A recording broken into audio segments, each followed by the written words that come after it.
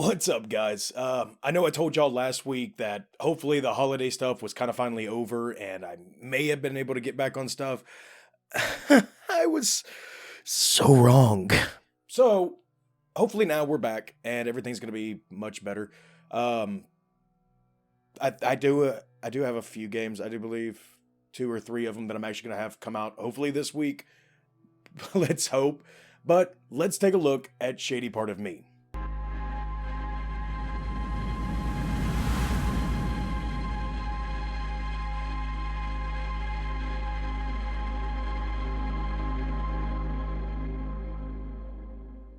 Shady Part of Me is a puzzle platformer from the developers at Dozen Dixmas? Dozen Diximis. 12 dixièmes. And published by Focus Home Interactive, which may sound familiar like it did for me.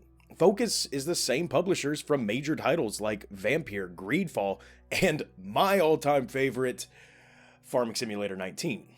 And with this big of a publisher taking this game under their wing already gave me high expectations for Shady Part of Me. And to my surprise, I was blown away immediately.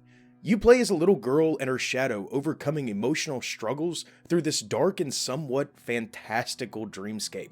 The little girl appears to be in a hospital of some sort with an overt fear of light. Her shadow friend is trying to escape the hospital. With the little girl's help, they solve puzzles to overcome each obstacle and along the way have small conversations about the connections the two have. This is one of my favorite parts in the narrative. There is a good portion of story written on the walls or inner monologue they both have, but the small conversations they share between each other carry so much weight and really tie the two together so well. The people who watch, they don't play nice. What do you mean?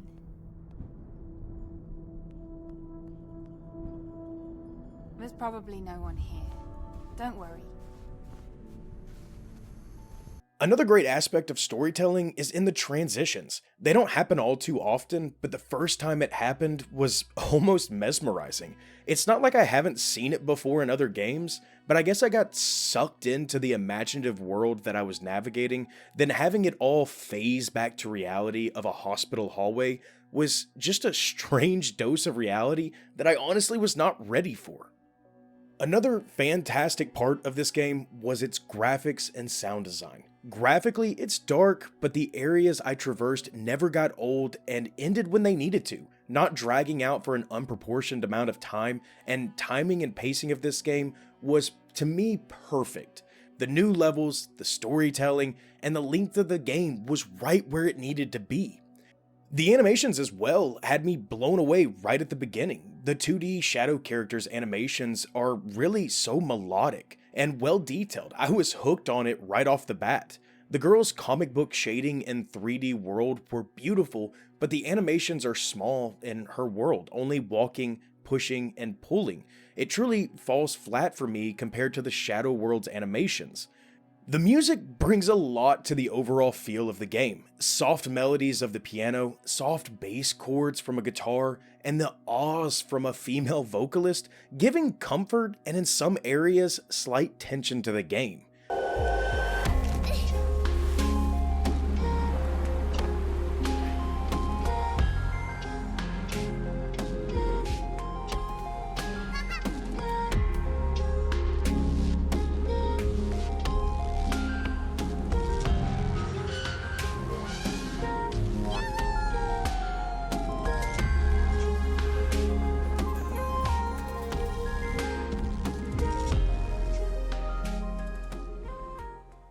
I honestly wish they would release the soundtrack because this would be a great background music to have for any work condition to keep you calm and focused.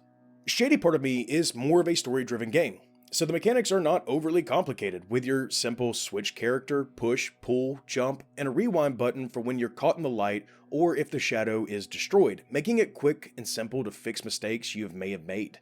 This is a great design in my opinion, for it keeps you in the game and never pulls you out with a try again screen, keeping the immersion there and your focus on the characters and story.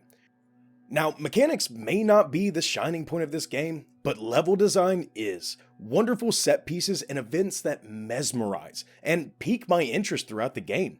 The transition to the hospital, the boat ride, and many others that going back to grab the footage still adds that wonderful touch like they did the first time.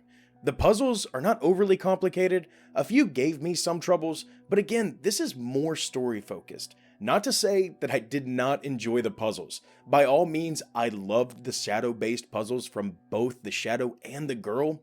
It has this small feel of yin and yang, one that needs the light and the other that avoids it, making me more kind of aware of the surroundings that I normally wouldn't with any other game. It has some DNA of contrast, and a lot of people have made that connection, but this is more than just that. It's heartfelt, well written, and designed with a story to rival many other games. So, should you buy this game? Actually, you know what, let me rephrase that.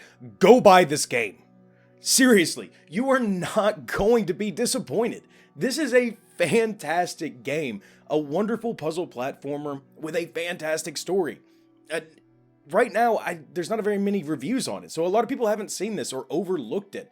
It is beautiful, wonderful animations, a fantastic soundtrack, and a story that goes along with it with great level design.